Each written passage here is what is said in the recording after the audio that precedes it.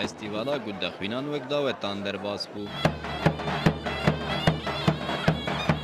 Li gel gelek rayedaran bi sedan kesî di festîvalê de cî girt. Vekirina festîvalê bi axaftinan dest pê kir û pişt re li gel kilaman govend hatin gerandin.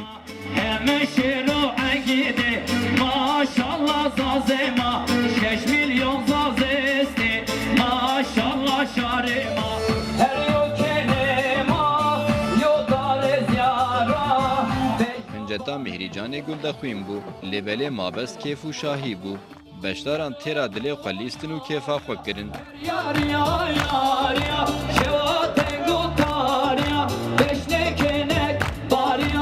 Ters Lale Festival ma eni seri şeşino.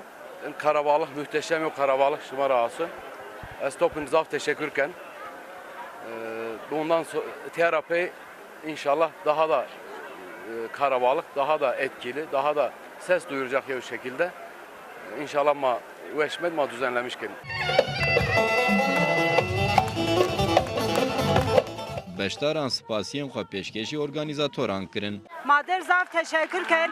Ailecek halkı mapyere me masiyeri keni mazaf memnuni. Ayrıca halk olarak bu festival her zaman gerekli ve devamlı mavazın yani. Matrak zaf teşekkür ken matra zaf razıyız. Matra zaf razıyız. Mayeni de eğlenmiş ben. Herkes önüte arayacak benim. Tanınmış bana.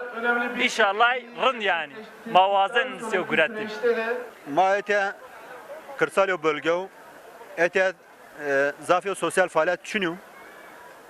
Ayrıca aksiyet anavayo organize bibe anavayo faaliyet bib anavayo eğlence bib en halk zaf memnun munun. Kum hünkür ala razib kum anavayo faaliyet bikir ma zaf memnun munun ve ma ene çiyo daha na ziyad wazin yo ser yo rojöz. Her wiha ji bo şîrketên piştevan plaket hate dayîn.